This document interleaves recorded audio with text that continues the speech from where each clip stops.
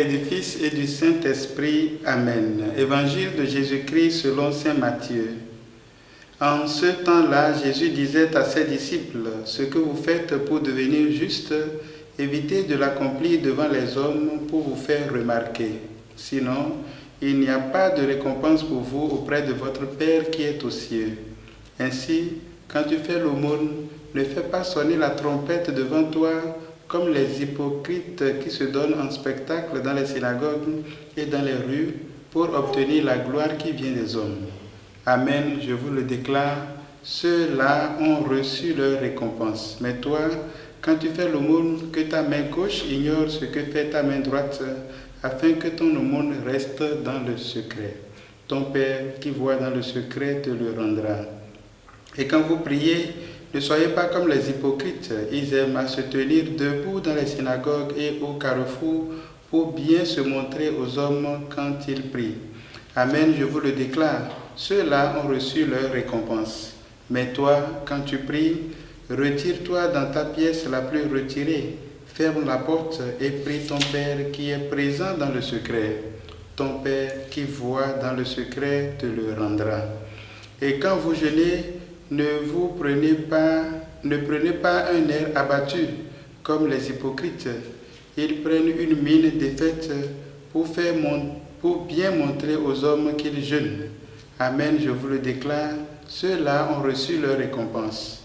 Mais toi, quand tu jeûnes, parfume-toi la tête et lave-toi le visage. Ainsi, ton jeûne ne sera pas connu des hommes, mais seulement de ton Père qui est présent au plus secret. Ton Père qui voit au plus secret te le rendra. Acclamons la parole de Dieu. Louange à toi, Seigneur Jésus. Frères et sœurs en Christ, bonjour.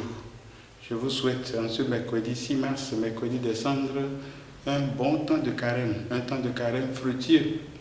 Je vous souhaite un mercredi des cendres qui nous permette d'entrer en nous-mêmes et de faire les examens de conscience nécessaires pour démarrer, pour commencer la marche avec Jésus, pour arriver avec lui jusqu'à la croix et être victorieux avec lui de nos différents tombeaux. Le texte qui nous a été proposé est bien connu, nous le connaissons bien, nous pouvons même le réciter par cœur.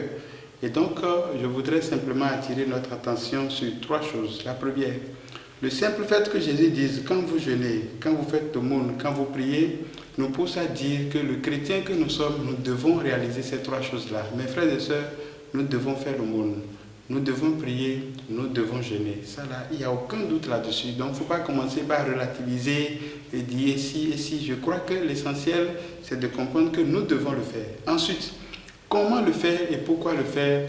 La raison du comment, d'abord, il faut éviter toute question d'apparence. Je pense que nous aimons trop les apparences, qu'on nous voit, qu'on nous remarque, qu'on sache qui a fait quoi. Et voilà, Jésus a dénoncé clairement toutes ces questions d'apparence en nous invitant à entrer au-dedans de nous-mêmes. Parce que le cheminement qu'il nous propose de faire pendant ce temps de carême, ce n'est pas le cheminement des autres, c'est notre cheminement à nous.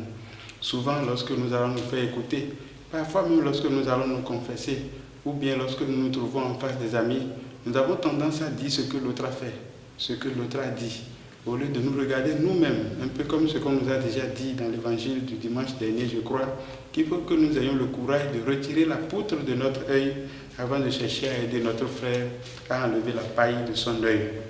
Mais pourquoi devons-nous faire l'aumône? Pourquoi devons-nous jeûner? Pourquoi devons-nous prier? J'ai réfléchi un peu à cette question et je me suis dit simplement c'est parce que Jésus l'a fait.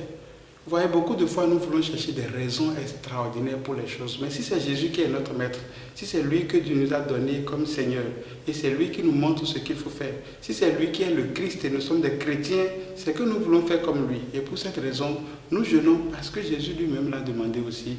Nous prions parce que Jésus a prié. Et nous faisons le mot, nous partageons parce que Jésus a partagé. Mais Jésus va nous apprendre après comment il faut faire exactement le monde, comment il faut prier et comment il faut jeûner. Je voudrais simplement finir mon propos de ce jour en nous rappelant que le temps de carême n'est donc pas un temps de démonstration de force pour dire moi je suis fort, je suis capable de rester à jeun de telle heure à telle heure. Non, ce n'est pas l'intérêt du temps de carême.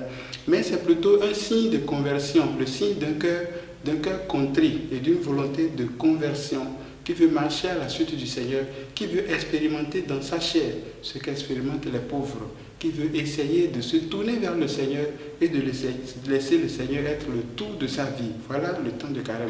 Que le Seigneur vraiment nous aide à entrer dans ce chemin, comme va dire l'apôtre Paul dans la lettre aux Corinthiens.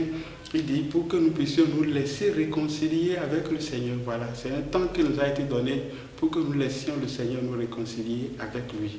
Que donc dans la prière, dans l'amour et dans le partage, que donc dans la réflexion, dans l'introspection, chacun de nous marche avec Jésus pour aller à la rencontre de Dieu qui nous aime et qui nous tend encore une fois la main pour marcher 40 jours avec lui.